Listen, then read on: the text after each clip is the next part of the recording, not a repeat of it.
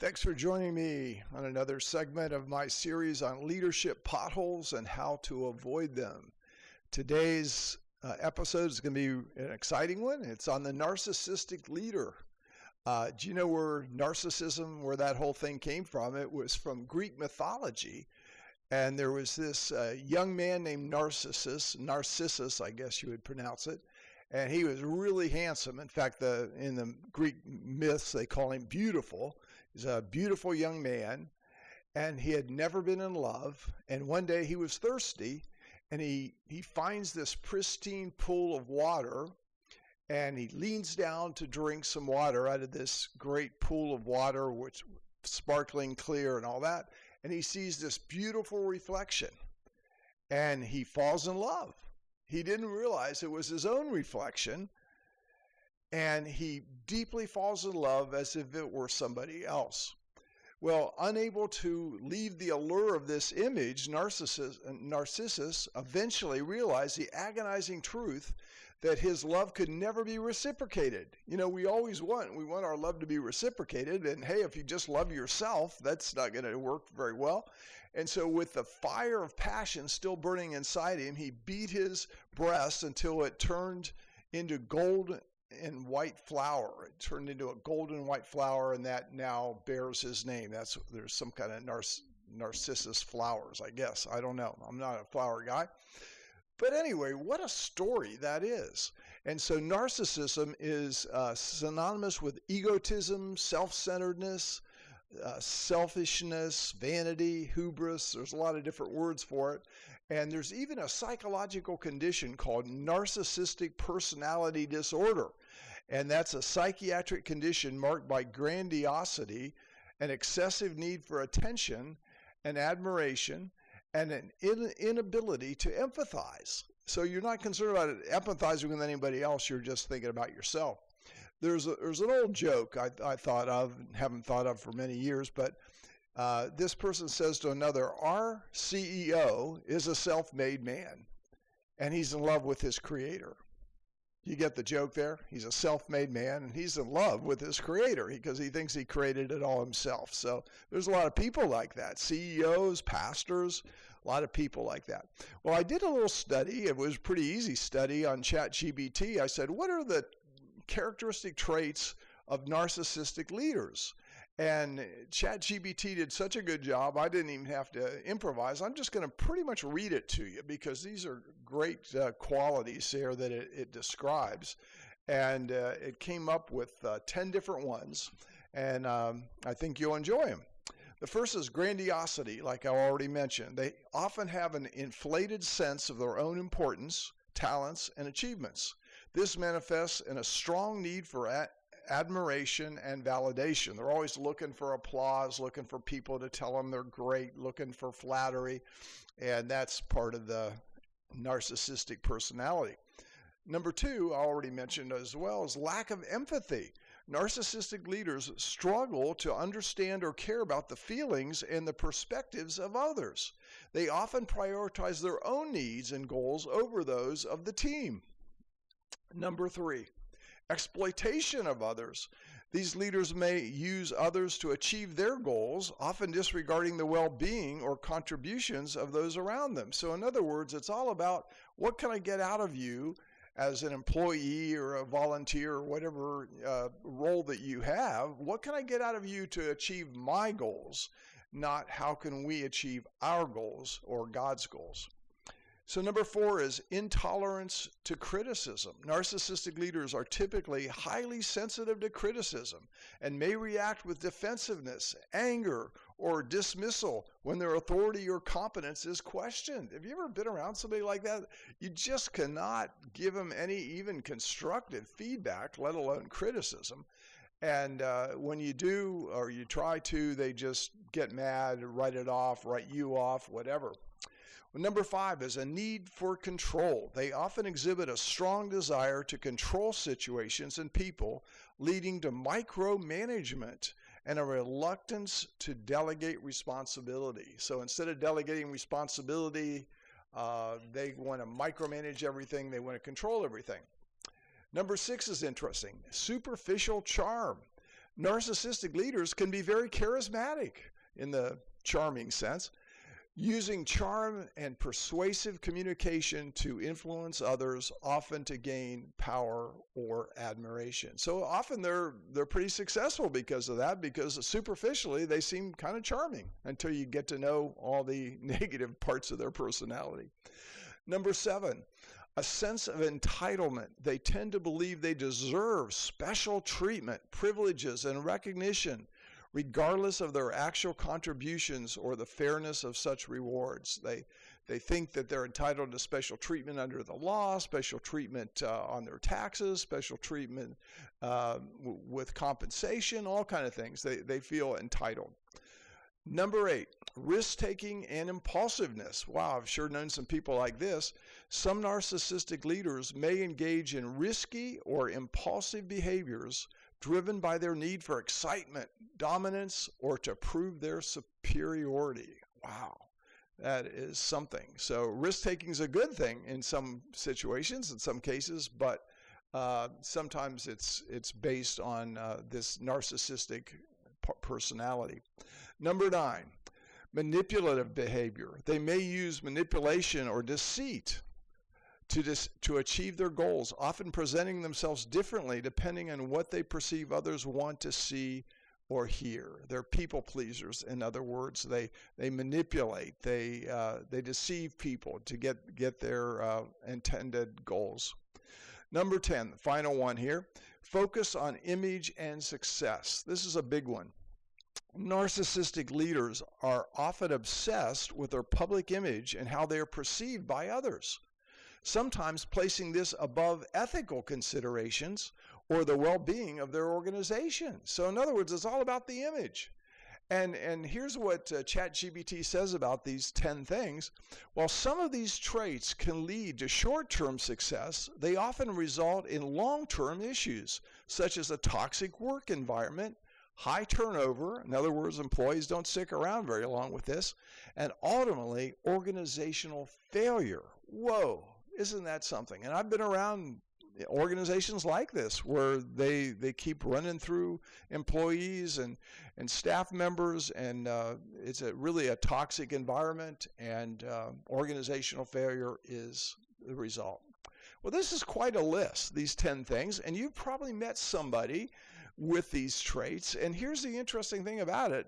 You might be somebody like this. We all might have certain traits like this of narcissism, because we tend to be egotistical, self-centered, self-serving, and that's common to man. That's common to humans. And so that's an important thing. I also want to put a little caveat out here, a little disclaimer. Every successful leader pretty much has a certain level of confidence. They believe they can do it. We can take that hill. We can take that mountain. We can achieve that goal. So that's just confidence, and that's a good thing. The Bible says, don't throw away your confidence, which has a great reward. That's a good thing. So just because somebody has confidence doesn't mean they're narcissistic necessarily. So just because you say, wow, that guy's really, really proud, really arrogant, really cocky, well, maybe that's not 100% a bad thing if these other qualities aren't other negative qualities aren't apparent. The Bible has a lot of examples of narcissistic leaders. King Saul became a narcissistic leader. He was obsessed by himself, obsessed by his image. He was competing with David, who was really no threat to him, but King Saul was narcissistic. Many of the Israel kings after King Saul also were narcissistic, and then they were all about themselves, not about the good of the kingdom, not about the good of others. It was all about themselves. King Nebuchadnezzar in Babylon, wow, what a leader that guy was. He was a highly successful leader, but at times he could be brutal, and he definitely was narcissistic. He made a statue of himself at one point in time. It was 90 feet tall. Can you imagine a 90-foot tall statue of himself? And then he required everybody in the kingdom, when the music played, they were supposed to bow down to this statue of King Nebuchadnezzar. Now, talk about narcissism. This guy was obsessed. But at one point in time, he became kind of crazy, and he went around eating grass like a cow or something like that. And for a while, he was just out of his mind. And I think narcissism can lead to some pretty strange behavior too. And eventually Nebuchadnezzar got it together again, but he was definitely narcissistic. King Herod Agrippa, I love the story in Acts chapter 12.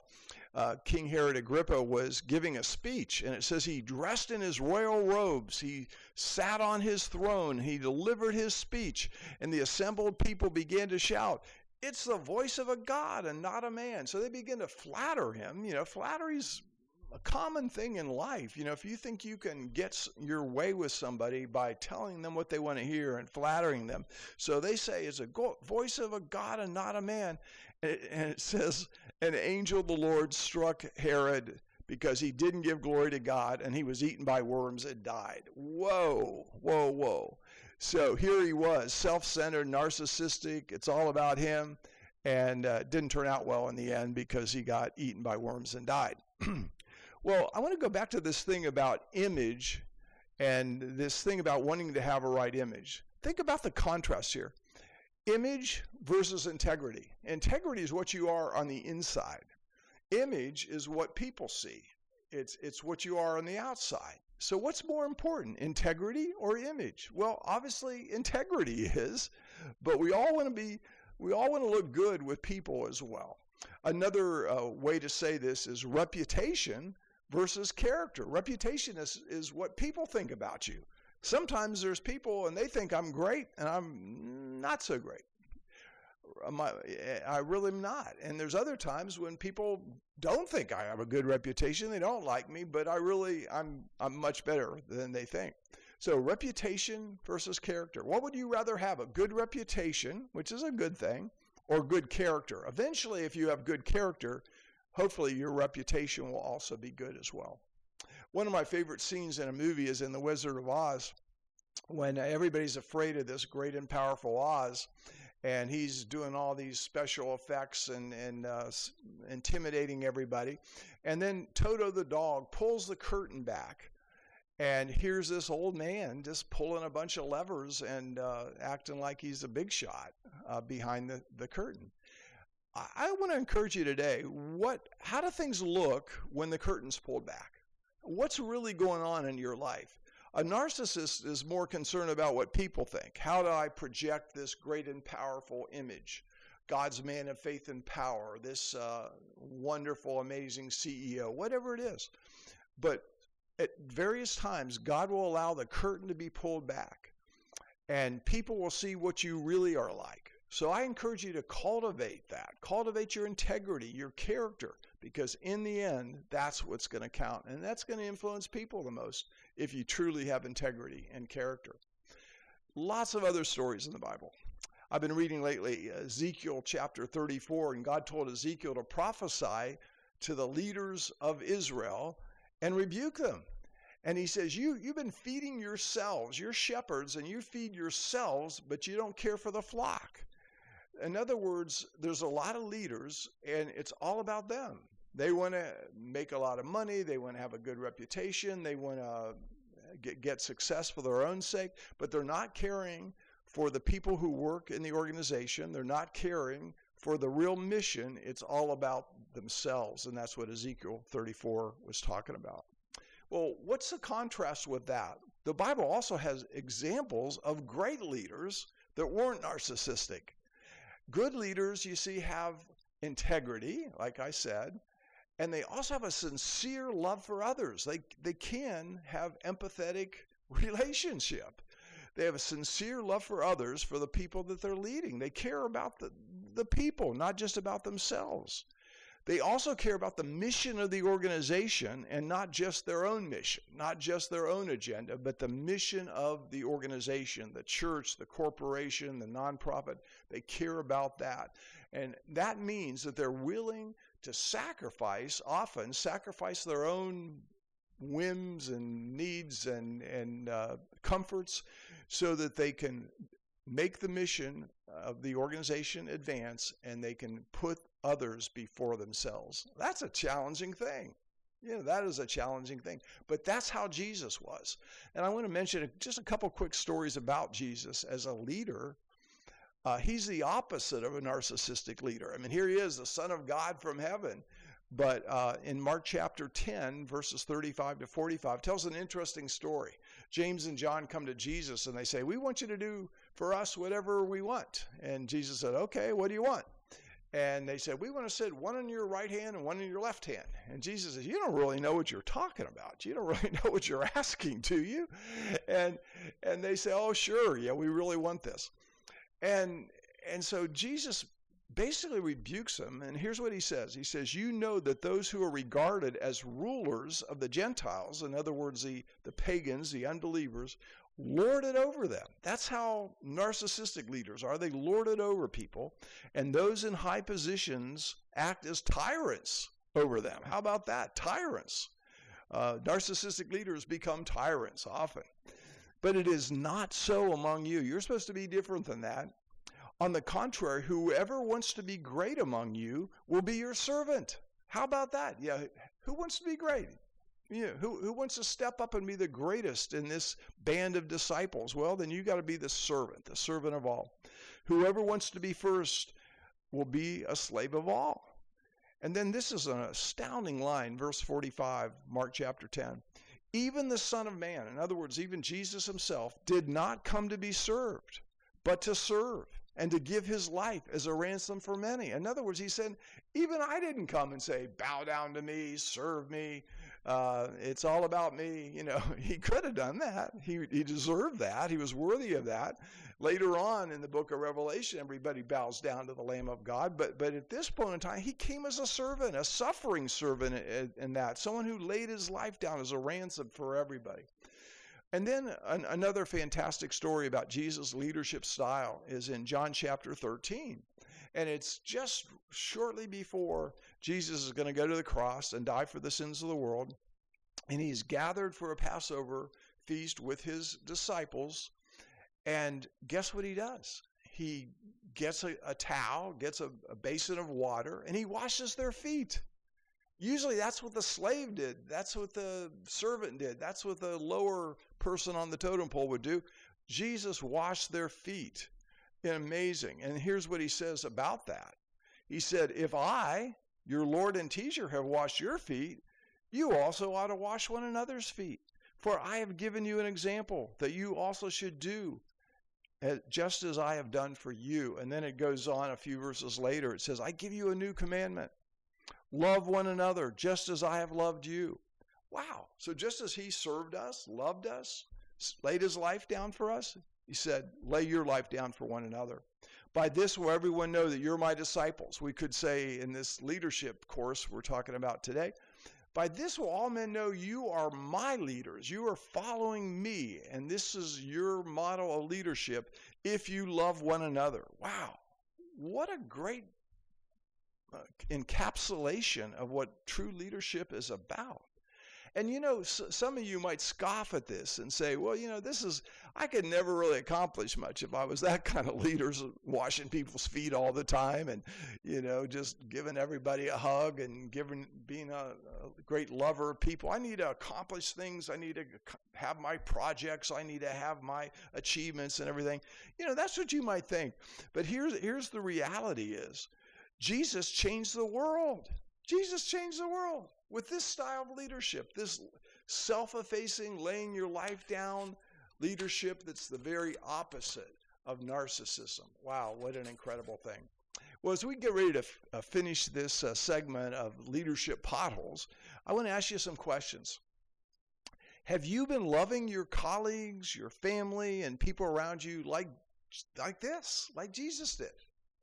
Have you taken the role of a servant and learned to wash people's feet? Have you demonstrated a love like Jesus displayed, a self-sacrificing? He said, no greater love has anyone than this, that they lay their life down for their friends, John chapter 15 says. Well, we live in tough times, and it's always been tough. I'm sure it was tough in Jesus' day as well. But Paul the Apostle warned about the kind of times we live in. He said in the last days there's going to be perilous times, hard times, 2 Timothy chapter 3, verses 1 to 5.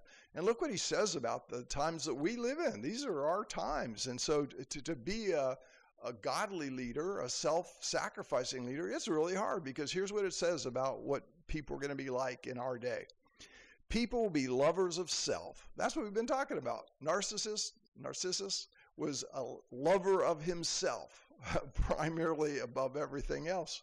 Lovers of money, boastful, proud, demeaning. Narcissistic leaders tend to be demeaning to others, disobedient to parents, ungrateful, unholy, unloving, irreconcilable, slanderers, without self-control, brutal, without love for what is good. Wow. Traitors, reckless. There's risk-taking, but sometimes it's just reckless, conceited, lovers of pleasure rather than lovers of God, holding to the form of godliness but denying its power. And then he has this great line at the end. He said, avoid these people. I think some other translations say a little different. It says, avoid people like this. People who are like this, stay away from them. So what's the personal application of this narcissistic leader situation here? If you recognize narcissistic traits in your own life and leadership, what can you do? Well, first thing is to pick up your cross. Jesus said if you're going to follow him, you have to deny yourself, pick up your cross, die to yourself, in other words, and then follow him. So pick up your cross. In other words, be a disciple. Be a true disciple of Jesus. Pick up your cross. Well, the second thing is similar. It's kind of the flip side. Pick up your towel. In other words, take the role of a servant. Pick up your towel like Jesus did and wash the feet of those you lead. And ask yourself today, what can I do to show love to the people that I lead? What can I do to show love to people in my family, my church, my organization, my neighborhood? What can I do to wash the feet of those around me? Wow, that's an incredible thing. So that gets rid of those narcissistic things. Instead of being centered in yourself, you're centered around the Lord, you're centered around the good of other people. Well, here's a hard one. But what if you're in an organization or a family led by a narcissist? I bet some of you find yourself in that thing. You say, my boss is a narcissist. My husband or my wife, they're narcissistic.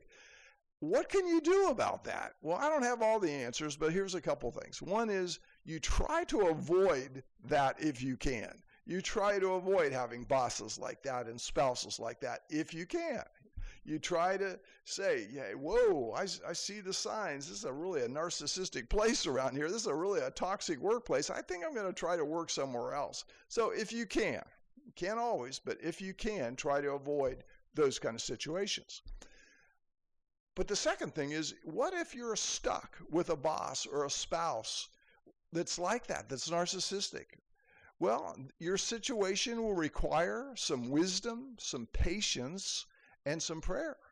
It's not going to be easy. But here's one important piece of advice. If you have narcissistic people around you in your home, in your job, in your ministry, in your church, wherever they are, here's an important piece of advice. Make sure to get your identity from the Lord and from his word, not from the people around you.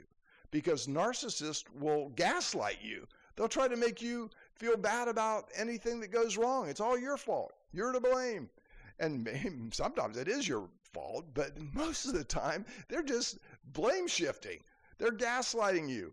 And you're not always the problem like they might try to assume. So you got to be careful when you're around a bunch of narcissists. You have to be careful not to allow that to mess up your own identity, your own mind. So important. Well, I hope this session has been helpful, and thanks for joining me. I look forward to our next session. God bless you today.